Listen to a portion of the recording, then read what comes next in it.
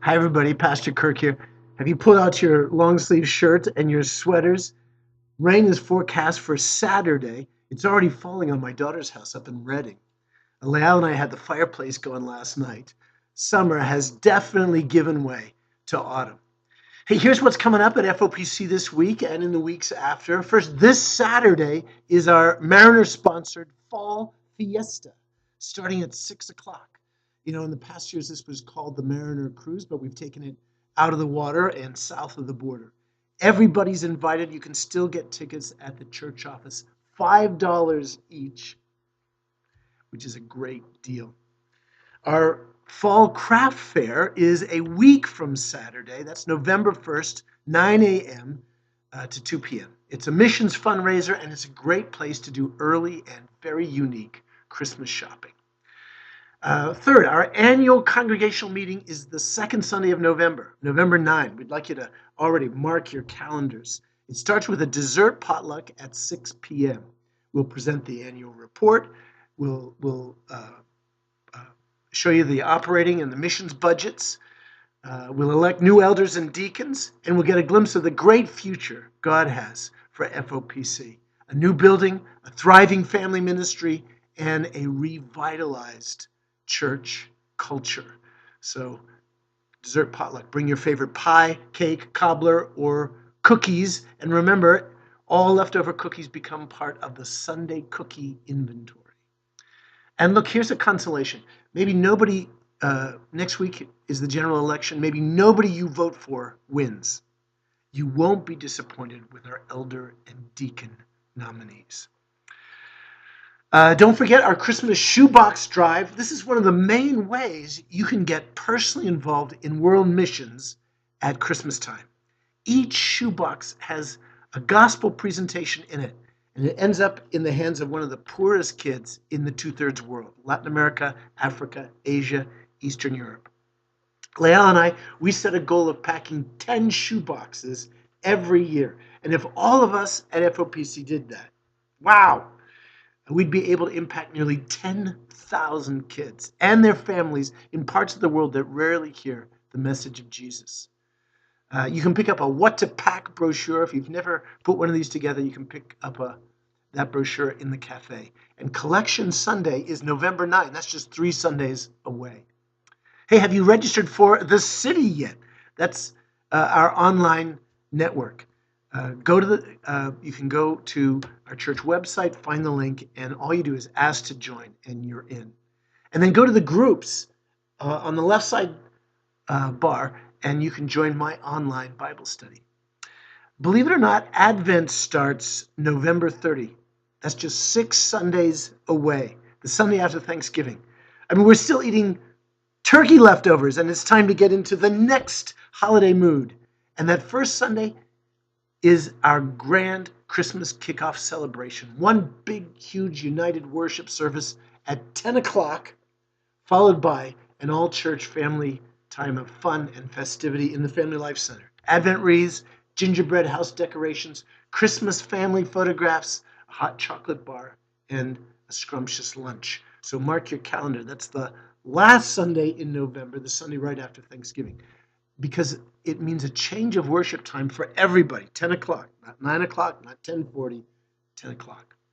And the kids ministry is asking you to donate your leftover Halloween candy to the Christmas celebration.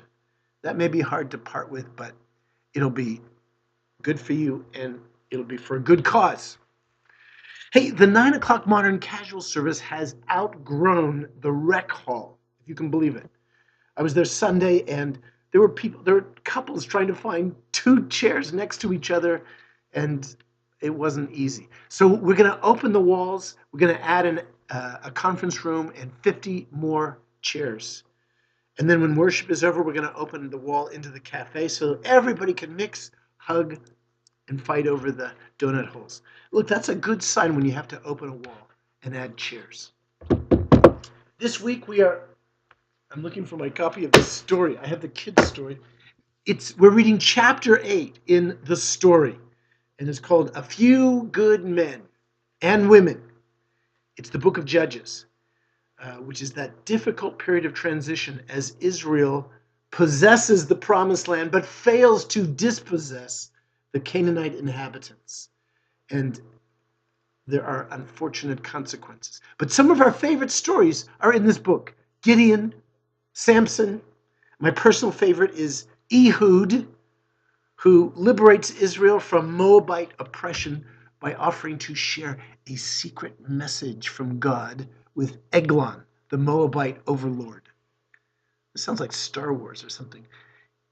And Ehud pulls out a sword, he's left-handed, pulls out a sword strapped to his right thigh and plunges it into the Moabite tyrant, who is so fat the sword hilt is covered over by his flabby girth. And then Ehud locks the king's chamber and he exits through the latrine. Take that. I'm not sure how to teach some of these judges' stories to second graders, but they are some of the wittiest and most engaging narratives in the Old Testament. Another judge, Jephthah, he is the illegitimate son who gets kicked out of the family by his half-brothers who don't want to share their father's inheritance. But then the Ammonites invade. Jephthah is the one athlete and warrior, and they come begging to him to marshal an army and defend the homeland. And he says, didn't you hate me this time last year? Why are you coming to me now that you're in trouble? Well, as you know, the story condenses the Bible narrative. Jephthah got left on the cutting room floor, but you could read about him in Judges chapter 11. You know, as I read our chapter 8 in this story, I'm struck by, I don't know what else to call it, the cycle of sin. Idolatry leading to oppression, leading to repentance, leading to deliverance. And it gets repeated 6 times over in that period of 350 years that makes up Judges. And God raises up a judge. A better word than judge would be deliverer, who restores Israel to peace. But each time the nation again falls into a pattern of compromise and assimilation with the Canaanites. They adopt their deities, they intermarry, and they become indistinguishable from their pagan neighbors. Does that sound familiar? Judges 2:19 says, the people turn to ways even more corrupt than their fathers. And that reminds me that the task of faithfully passing faith and faithfulness on to the next generation. It was difficult then, it's difficult now, but it's one of the prime tasks of every family and every church. Hey, let me just one more time invite everybody to go to the city and join my online Bible study. Every week I'm going to be sharing my reflections on the chapter of the story coming up as I prepare to preach. And I invite you to share the insights that the Lord impresses on you and any personal stories that kind of intersect or illustrate what you've read. Well, that's all for now. I love you, church. I'll see you at the fiesta on Saturday and at worship on Sunday.